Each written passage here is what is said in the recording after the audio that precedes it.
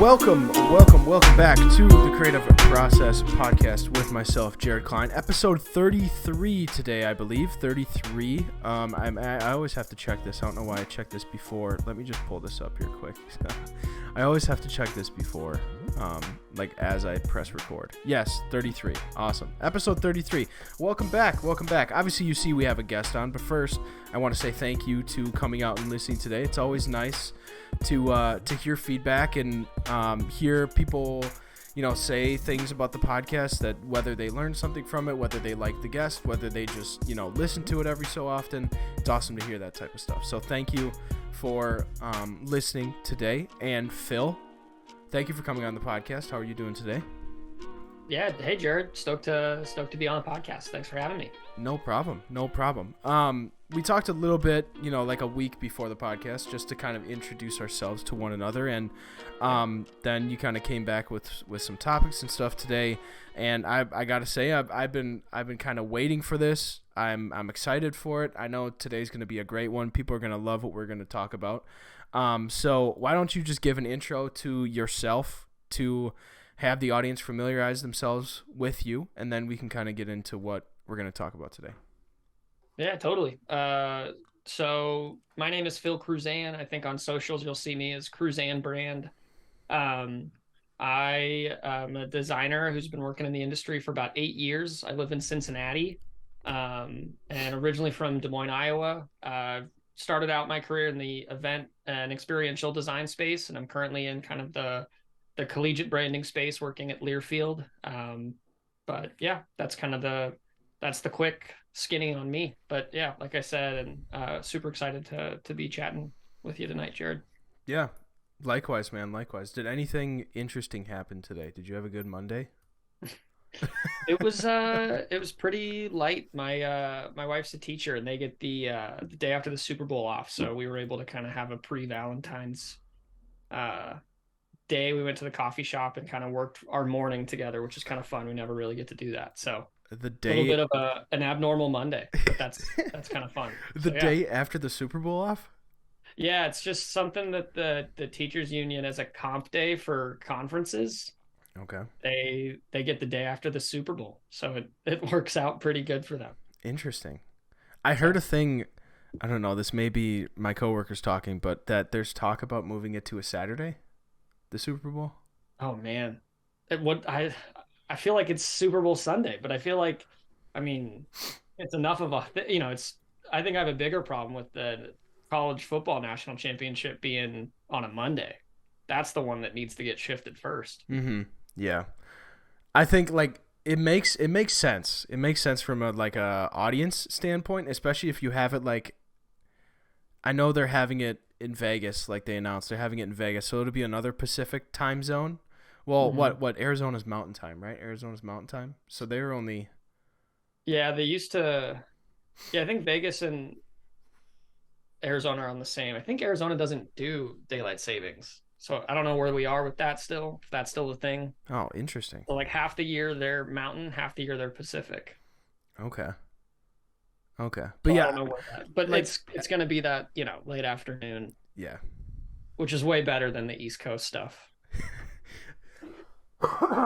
Yeah, I don't know. That the first time we chatted, I always remember Super Bowls being, or at least having a Super Bowl party. It's we're there till 10, 11 p.m. waiting for the game to end, and now it's I don't know. It was weird watching the game, or kind of seeing the coverage happen at 5:30. Yeah.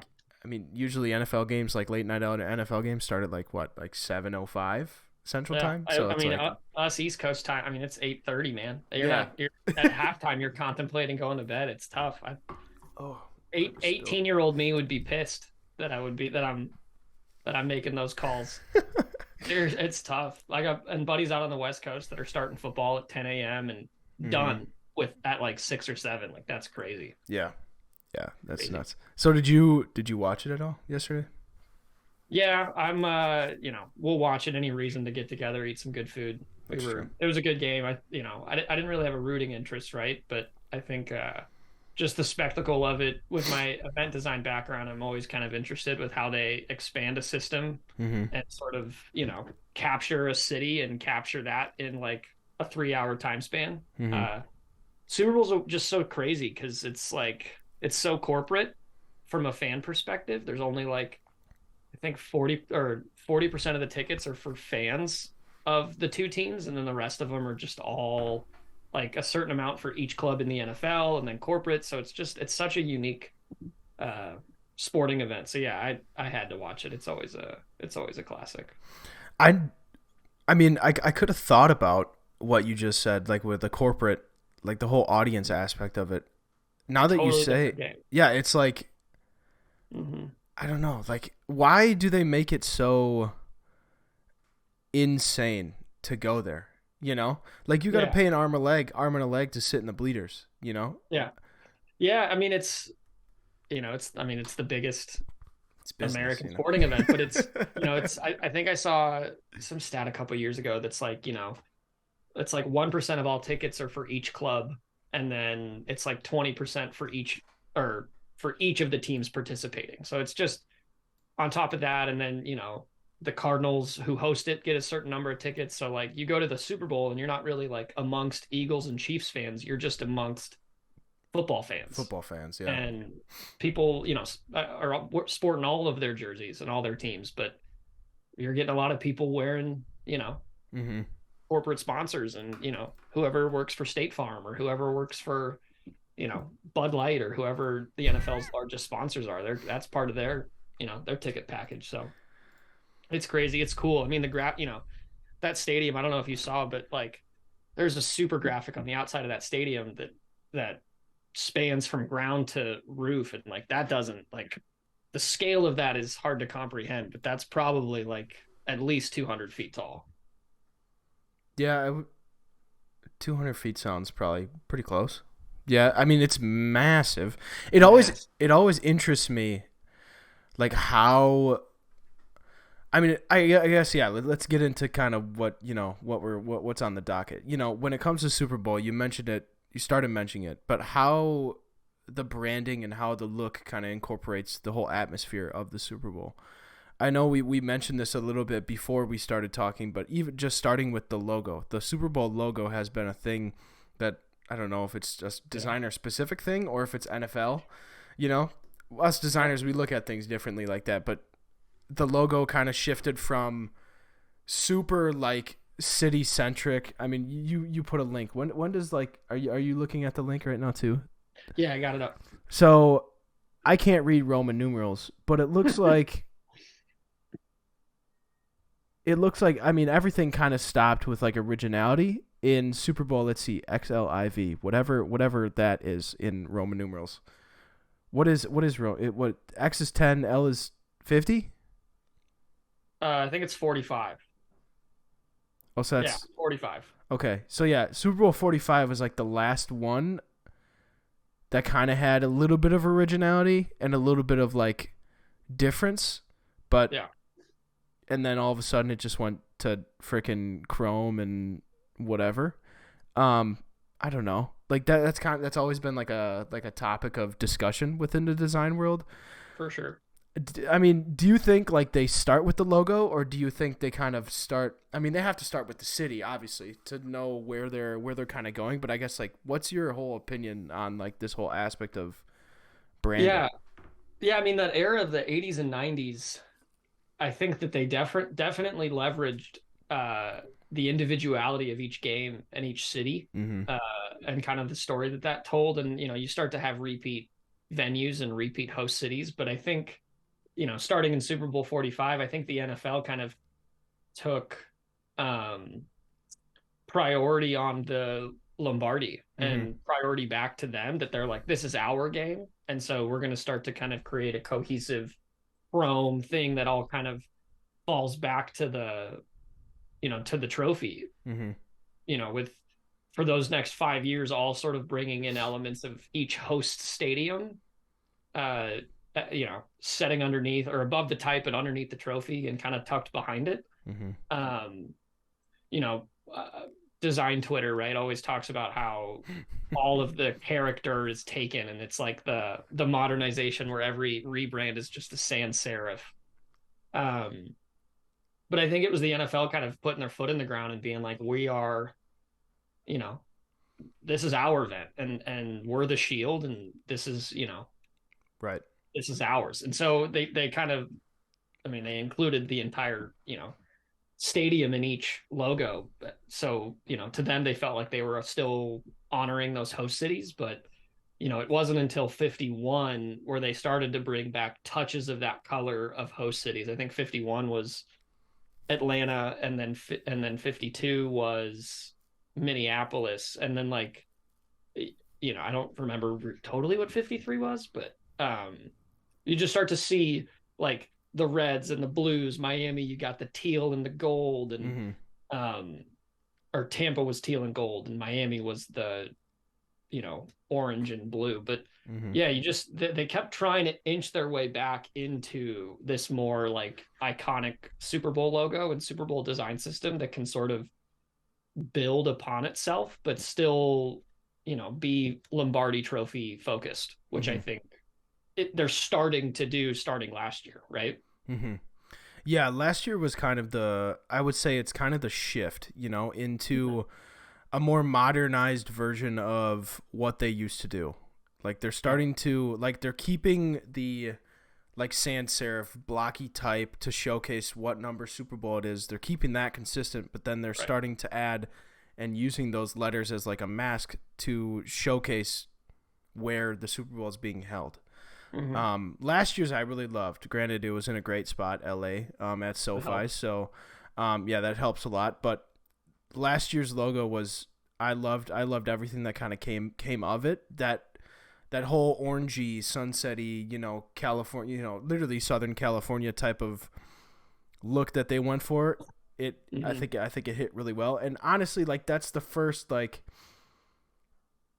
Actually, I'm looking a little bit closer. You see a little bit of hits of like gold and like reflection onto the trophy and incorporating the trophy into sort of the environment that they're building a little bit, And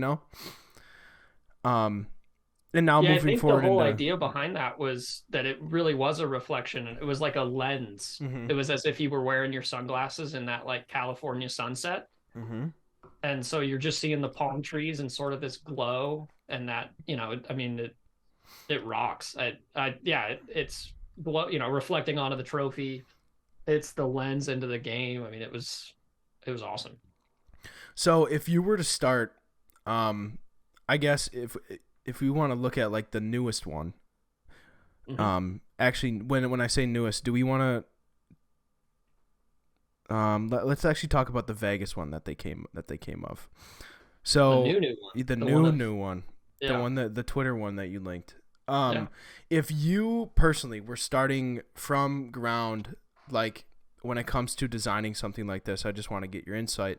Yeah. Where would you kind of start with things? Like when it comes to let's say the next city, let's scrap the whole Vegas. Let's say the next city is like, what's a southern city you're familiar with? Let's go Dallas. Sure. Next city's Dallas. Super Bowl 54 is Dallas. Where would you kind of start in the ideation process? Man, what a funny. Yeah, I didn't help myself by saying Dallas either. It's interesting, and I can kind of touch on this with some of my event work and working on NHL special events. For sure. Going to different cities, you're sort of capturing the essence of a city as quick as you can, right? Like a fan needs to recognize that this logo is for Dallas immediately. Right.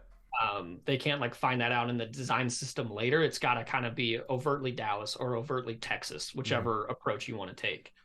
But Dallas is so big because you've got like the Fort Worth Cowboy side of things, but then you've also got the like, the Dallas Metroplex Jerry World side of things.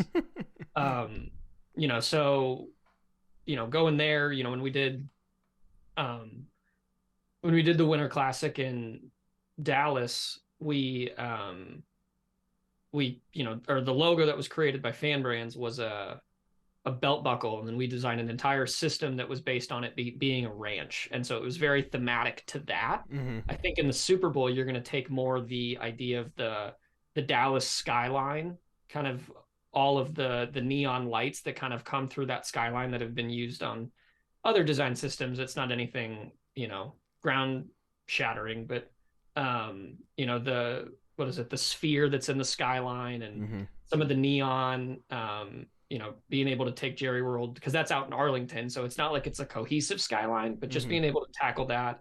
I think blue is an obvious color to bring into it, whether that's, the Cowboys or the Mavericks, you're able to use the blue. I think color, with the Texas flag too, the blue and the red, like you're gonna overtly feel a little Americana Mm-hmm. with it. Um, so I think that's where you start. I mean, what do you think of my approach? Is that in line? Well, I'm just curious because I sometimes I wonder where I don't know. Do you think they do the logos in house? They probably don't do the logos in They do. house. They do? Yeah, yeah, yeah, yeah.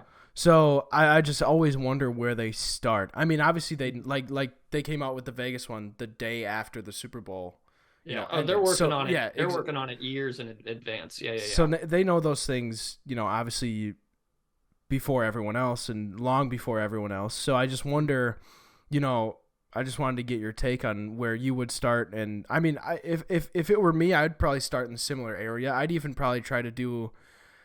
I don't know if they would do it, but even ask, people from the area, what they think of Dallas when, like, what do you think of Dallas when you hear Dallas, like Right. for me, just because we've seen the chrome polished and everything look consistently in the past handful of years, I'd want to Mhm. see something a little bit more rugged towards the Texas, like cowboy side of Texas, like Yeah, the the the Fort Worth side of it. Yeah. the southern grit and like the Mhm. the hard working side of Texas.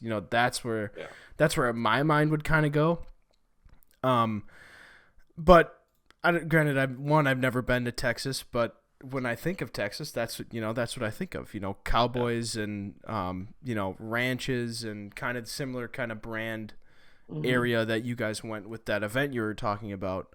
So yeah, that's where I would kind of go with it. But I've always been curious, like especially when in that era of the consistent stadium in the back, trophy in the front, in the foreground, nice and prominent, and then the Roman numerals underneath everything, kind of stacking it. I always wonder, like, okay, so what made them go from, I forgot, I'm just gonna say the Roman numerals, XLIV 45, whatever it is, Yeah. 45. into something super. I mean, you said, yeah, NFL want to put their stamp on it. I get that, but then also there's got to be a sense of personality to it. So Mhm. from looking where they've been to now where they are going now, that's something that's really interesting. I guess you're more in tune with keeping things consistent. How do you think they did when it came to? Obviously, you probably weren't on site to see how things kind of went and how things kind of looked, but throughout the week, maybe seeing things on site. How do Yeah. you think they did keeping things, I don't want to say consistent, but cohesive and Yeah. encompassing, Arizona? Yeah. I think that brand extension for Arizona, in the logo with the teal and the pinks and the reds and the purples, like that alone gives you a color palette that can spread every direction, right? Whether it's kind of the more sunset or whether it's the more like, you know, teal, like Navajo, Mm-hmm. like that color tone. You're able to kind of take it and, um, theme it for every venue or every instance, whether it's more corporate focused, fan focused. Is it a concert? Is it a any of that stuff. So I think it was great. I thought the bowl, they do such a great color wash all the way through the bowl. Um, and so it was cool, all of the kind of the, Hispanic influenced texturing that was happening all throughout the stadium Mm-hmm. was something that jumped out to me. And yeah, I mean, I thought they rocked it. So when it comes to something like that, like creating the event immersive for like the audience, granted, I've never really paid attention to that. So when going into event, how much of a difference do you think that makes when it comes to fan experience from the NFL side? Because obviously you're going to have the atmosphere around the stadium that's just already there. You're going to have the restaurants. Yeah, it's the Super Bowl. They're going to remember it anyway. Yeah, right. So I guess from an NFL standpoint, like, do you think that amount of branding makes much of a difference, or do you think just the environment in itself is just there, even if it wasn't super important? Like, I guess, what's the... Yeah, if you know what I'm saying. Yeah, I think kind of where you start with it is sort of, at the end of the day, this is still the Cardinals stadium. Right. Like every Super Bowl is played in someone else's stadium. And so you need to immediately make it the Super Bowl, not the Super Bowl at the Cardinal Stadium or the Super Bowl at the Cowboy Stadium, if we're still, if we're talking Dallas. So I think that, that fan aha moment when they get out of their Uber, they park their car and they see the big Roman numerals on the outside, the Hispanic tribal texturing and patterning that's happening, like, across the band. And I'm sure on, different tailgates and fence scrim, right as you enter the premises, like you're seeing the game. And so, it's not about really covering up Arizona, but it's more making the impact that you are in, that you were in the Super Bowl and that you're not, just at the Cardinal Stadium for the Super Bowl. For sure. Yeah, I mean, I don't know, like when it's just something that's always interested me, like, because now, I don't know, like I guess it's just a natural progression for myself when it comes to being more interested in what things look like, since now I'm just kind of gradually gotten more immersed in my career as a designer. So some of these things I've just never really noticed before until this is started coming up in conversation and started, being talked about a little bit more. And now I think they're going into a really, really nice spot when it comes to a Super Bowl logo. It's like, I mean, part of me loved, the early 2000s and, the 80s and the 90s, how personalized it was. But I guess, like, from a brand standpoint, when it came to the NFL, they kind of had to. I mean, when you said put their stamp on it, I think that was more of like a, we need to do this because it's getting so much attention. The NFL is running it. It's not the Super Bowl in itself. It's the NFL's Super Bowl. So I like where they're going with things. I kind of like where it's progressing, and I'm interested to see. I mean, obviously we saw the Vegas one. The Vegas one I think looks really, really cool. Yeah. The only building that I can really make out, or I guess structure, is the Vegas sign. Do you know what other buildings like? Yeah, I don't. To me, I'm not as familiar with the Vegas skyline. I think you think of the Strip, but like what all is included in that, So I'm sure that there's some reasoning. I don't necessarily see the Raiders Stadium jump out, but I think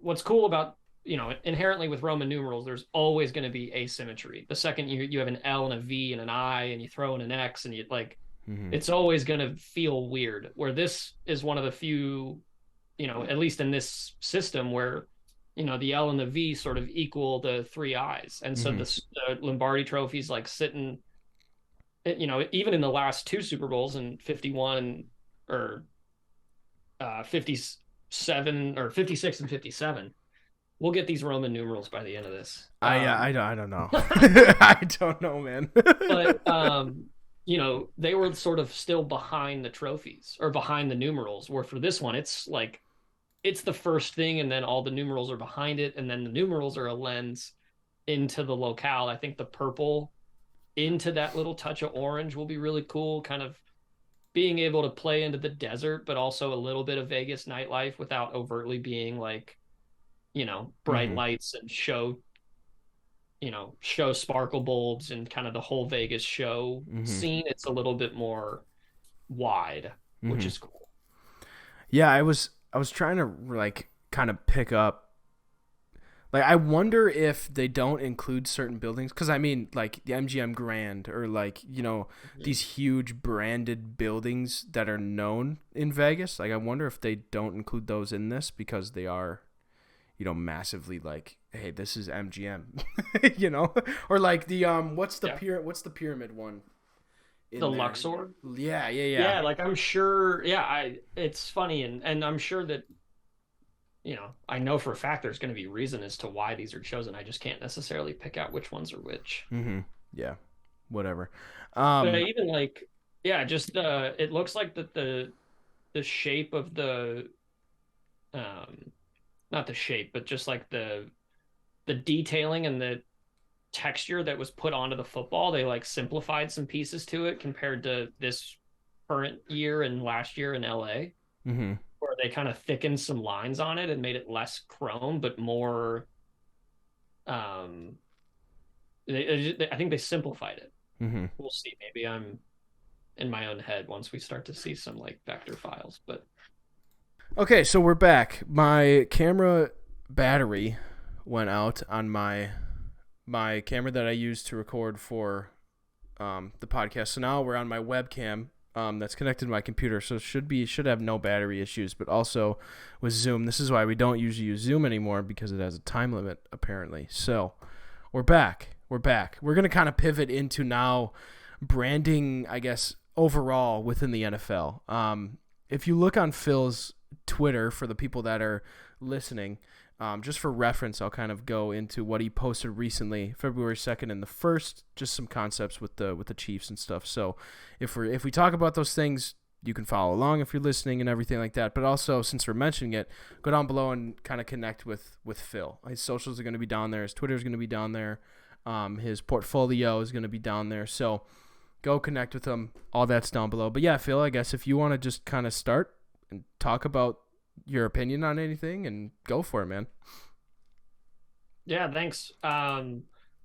Yeah, so these projects, I'm someone who, the concept world and the like, oh, I made my rebrand, check this out, viralness that happens. I try to take a lens to it that's really, rooted in some thought and some Mm-hmm. meaning.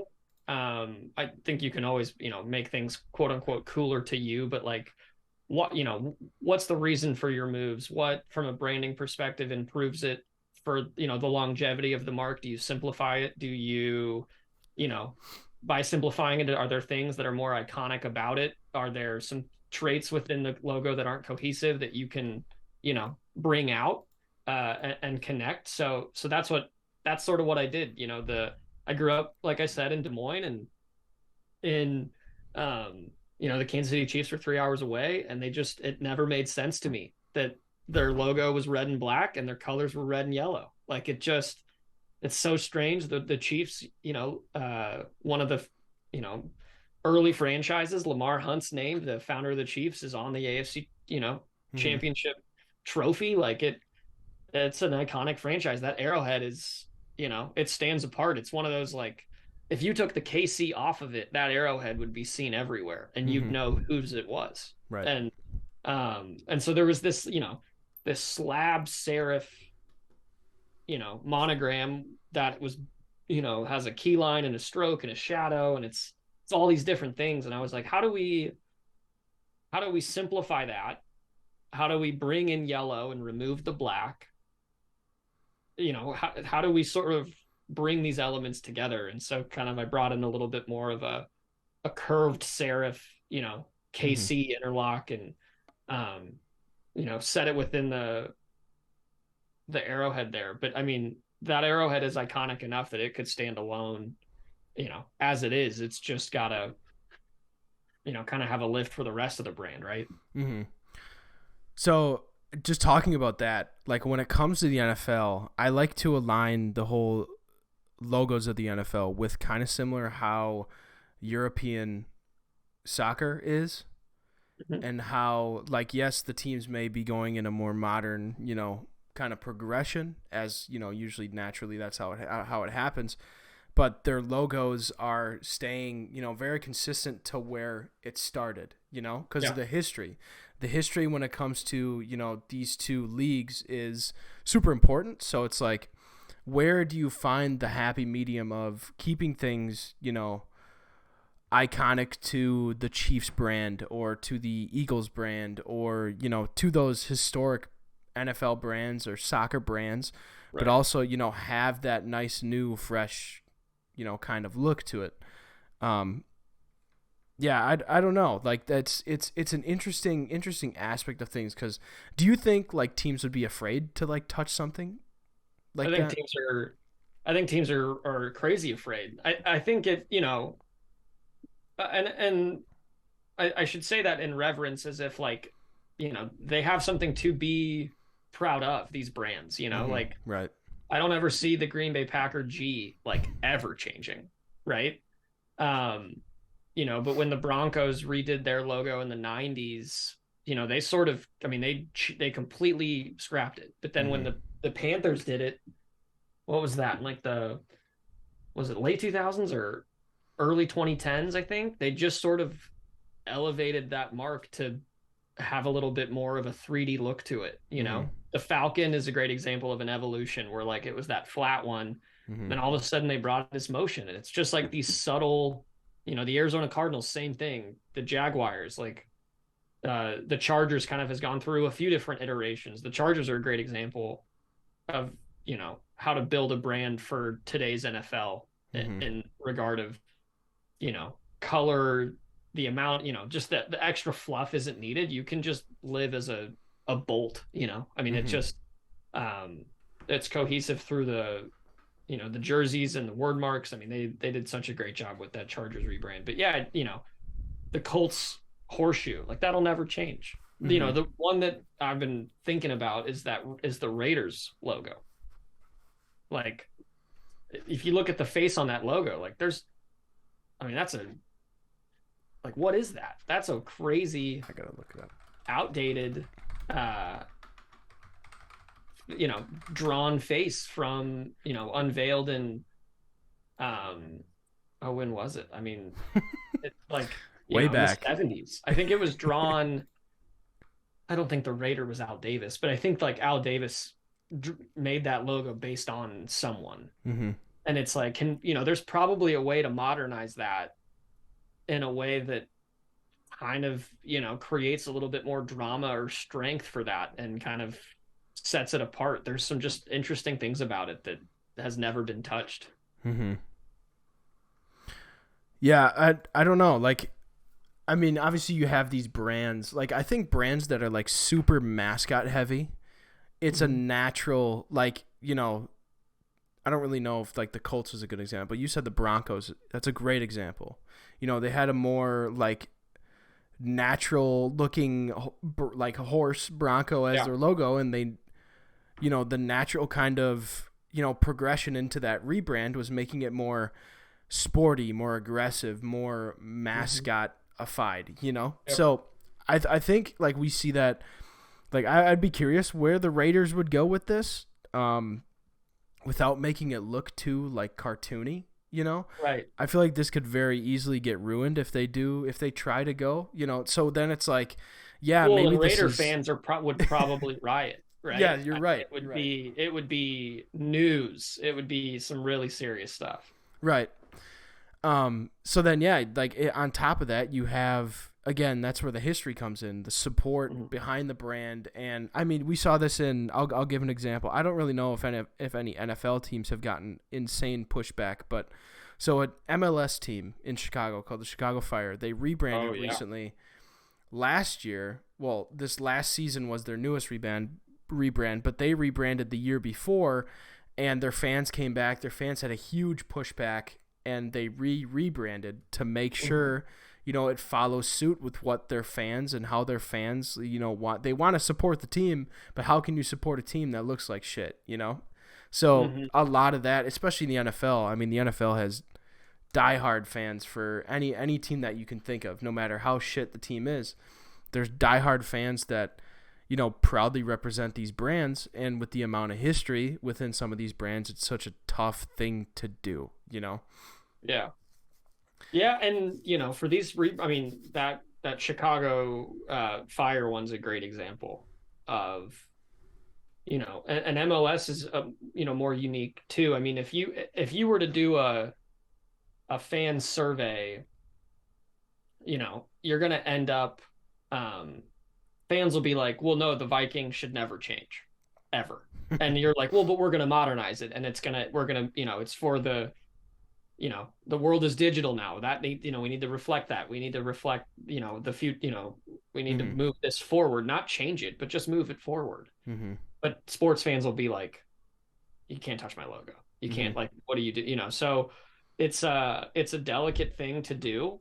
Um, you have to have complete trust in who's doing it. I think, the NHL, or not the NHL, sorry, the NFL, the league and their creative team themselves, as well as, I believe Nike has gotten involved in certain rebrands as well. Like, some real trusted partners are the ones who touch this work. Um, where on the MLS side, they'll hire the local the design agency. And if you don't work in sport, it's very difficult to understand sport from a Mm-hmm. branding perspective, and fans opinions and fans input, because it's important to have, but you got to be able to understand and weed through that. Mm-hmm. So I guess naturally, what teams do you think need an update on their branding? Oh man. What teams kind of come to mind? um I'd love, and to kind of plug, if you will, I think that the era of the Eagles being black has kind of been there. I'd love this idea of them being able to bring back that Kelly green somehow, Mm-hmm. Mm-hmm. and you simplify that flying eagle head. They just made the new word mark this year.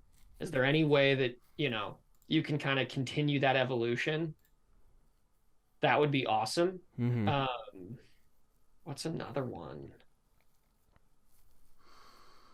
I think the Browns need.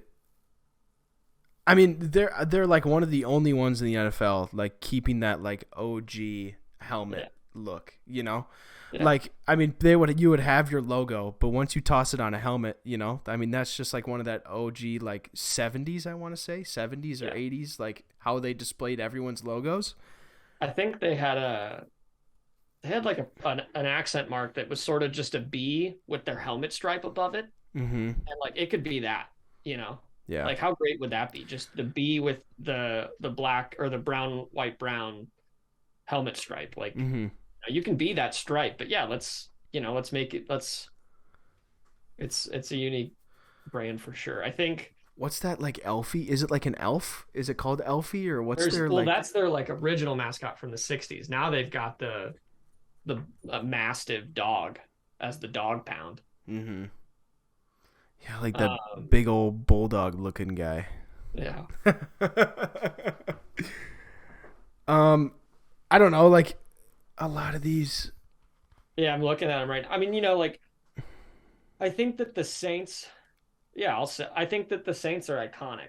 That Fleur de Lis logo, Mm-hmm. but I think there's probably something that can happen to modernize them to the current NFL. I think their word mark is very outdated. I don't think their golds match from pant to helmet. Really? I just think that there's probably some things that can be done that can really like take that and punch it, and kind of take it to that next level. All right. I'll second you. Um, I think Yeah, what do you got? that the Jets need to incorporate some sort of Yeah. airplane, please.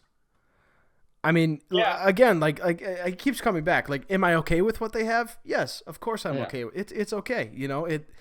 It keeps that OG like it, that you think of like I think of Joe Namath when I see that logo. It's like Totally. some of the some of the greatest players that ever played with the Jets. I think of that logo, but then it's like Well, but in their most recent uniform update, they like scrapped the Joe Namath, shoulder stripe look. mm-hmm, So then it's like, were they paving a path for something new, or were they, like, what was that for? mm-hmm, Uh, yeah, I think a lot of these San Francisco. So I don't know if you know this. I think Todd Radom posted this on his Instagram. You should plug him whenever you can. He's awesome. But that the Kansas City KC was based off of the San Francisco SF logo. mm-hmm, A year later, that Lamar Hunt like saw it and just wanted it. And it's again this like SF that's got a keyline stroke and a shadow to it.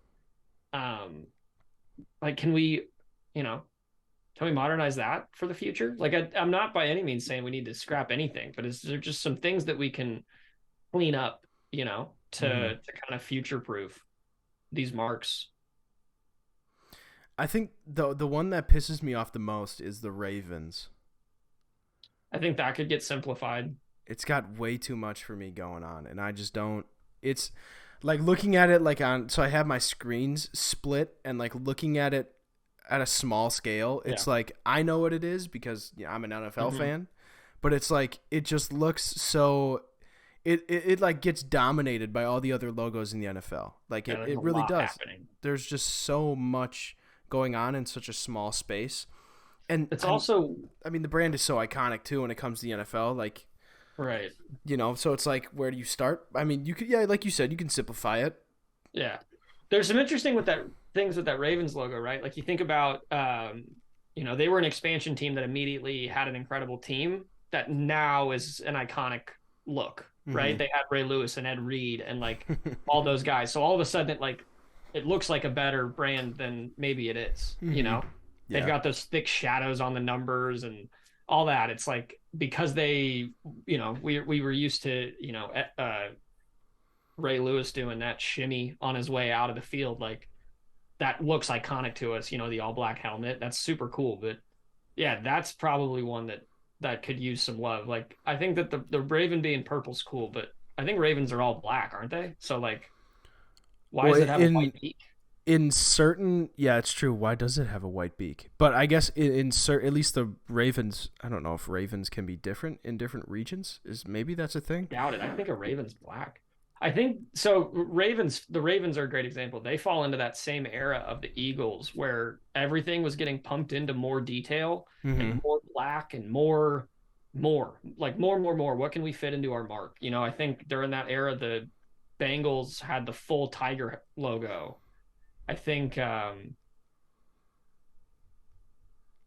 it was the era where the Titans logo is another, interesting one that I think if that logo were to be modernized, I think that the flaming shield is cool, the 3 stars for Tennessee, but like if if the right people got their hands on that, I think that could be incredible Mm-hmm. for the system. Like already they used the sword and that bevel on their shoulder stripe. Like they're already taking that cohesive Mm-hmm. red all the way through. Mm-hmm. If someone were to get their hands on that, I think that could be so well done. So teams in here that you think should never rebrand. Um, I think it's those iconic ones. I think you know Green Bay and Chicago and Dallas are 3 untouchables. Mm-hmm. I think the Automatically. Colts. I think there's some things that can be done to the uniform and thing, but the horseshoe's the horseshoe. Um, and as funny as it sounds, I think that the Seahawk logo is almost an untouchable. I just think that the way that it fits onto a helmet Mm-hmm. and the look of that is something that lasts the test of time. Like I think that that's a mark that has so much local meaning behind it with like you know Native Mm-hmm. Americans and the totems that are up in that region, but also how sporty it looks and the inclusion of that green. Like it, I just think that Seahawk mark is so great, and to kind of tie it all back, that cohesive out like these things aren't changing like you brought up with soccer. Mm-hmm. Like that original Seahawk logo was just a weirder version. Like it was a flatter version of it, and they've taken it and they've you know uh put it they've put it on a skew and made it more aggressive but also more native. Like it feels a part of Seattle. So Mm-hmm. that's a mark. Maybe that's a wild card in there. What about you? I mean, obviously, I would second you on the Packers, Bears, for sure. just, you know, two of the most iconic NFL teams of all time, and Cowboys as well. You know, I would agree with your untouchables. Kind of want to see a little bit more New Orleans with New Orleans Saints. You know, like I don't know, like I think of, I mean, a lot of people think of Mardi Gras, but like you know, let's go back to Super Bowl. The Super Bowl logo that they had, 31, Super Bowl 31. I think the Packers were in it, but like that like, you know, the purple, green, gold, you know, that kind of color palette when it comes to New Orleans, that's what I think of. So it's like maybe getting a little bit more creative, or they could take it and make it, you know, add some bevels to the fleur-de-lis, make it a little bit more, you know, 3D and aggressive. I mean, I think it's iconic how it is, but I think it works, obviously. Yeah. But New Orleans is a tricky city because, like, as non-New Orleans or New Orleanians, I think is the term. I don't know. I don't know either. They, you know, to them, Mardi Gras is like a 1 week or 2 week thing. Or to the rest of us, that's what we think everything should be there. But I think that the fleur-de-lis, I mean, it's obviously like that French influence, and the French Quarter and all of the like architecture, that's all of the like ironwork, and like that beveled and the built, and like that, it's so textural from the brick streets. Like there's all that patterning that's just innate with some of that like iron railing and the latticing that's happening. Like I think the Saints could really kind of take a next step. I agree. When I think Saints, though, like, don't you think like ornamental? Totally. So I mean, the fleur-de-lis is such an organic type of shape, you know. So I don't know. I just want to see a little bit more. I don't know if the right word is like pizzazz, or you know, like a little bit more distinguished pizzazz. That's what we're looking for. Right. Yeah. Let's see. What ones don't need to be changed or want to be changed? Or no, what was it? Best logo in the year? What did I ask? It was, which ones would you never change? Yeah. Right now I'd say Texans and Patriots. I think those are two that are just can't ever, you know. I'm sad that the Texans are going to be updating uniforms this year, because, you know, I don't think there's anything about their uniforms that are like iconic, but, you know, to kind of hit back to that cohesive branding system, like, you know, the word mark connects to the number set, and that simple jersey, that red shoulder stripe, like it's not anything crazy, but it doesn't need to be, you know. Like the logo's great. The helmet's such a hard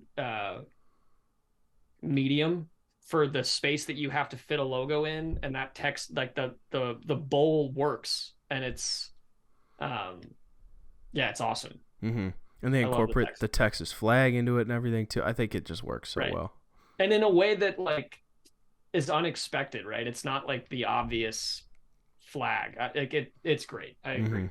Yeah.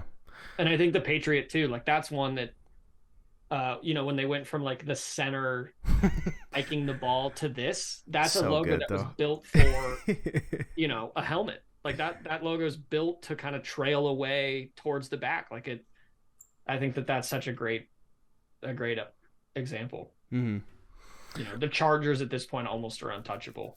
Yeah. The way they've kind of molded their brand into, like, I don't really were they a horse at one time?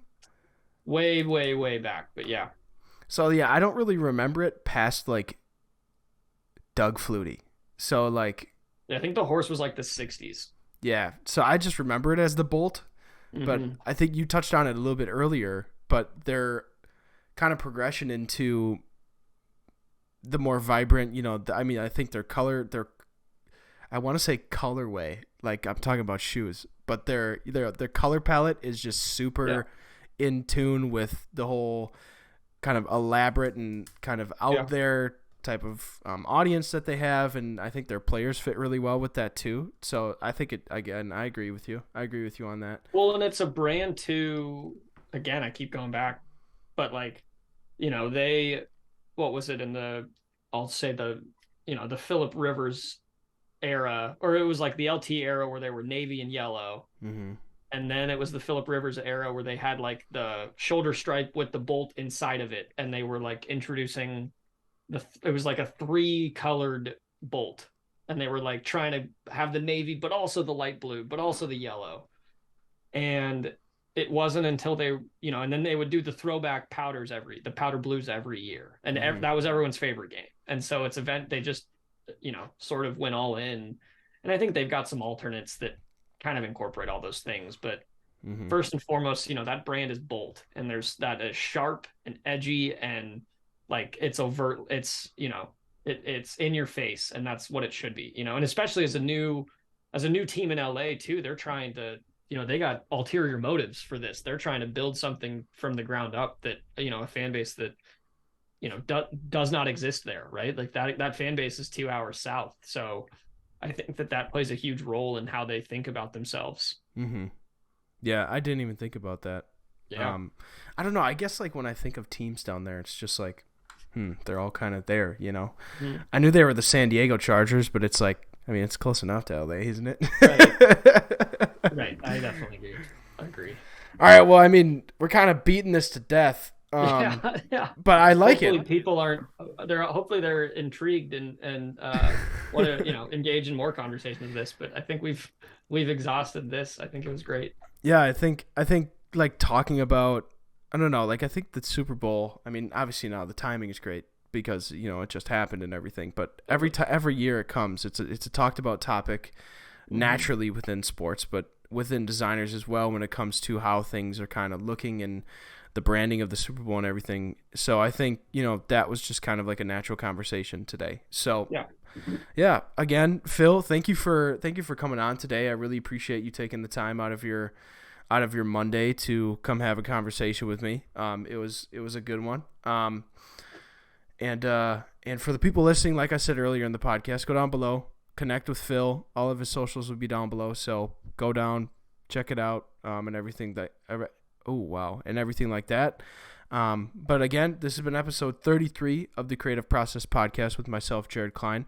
I hope you have a great rest of your week, month, day, whenever you're listening to this. And as always, make sure you tell someone that you love them. All right. We will see you next time. Peace.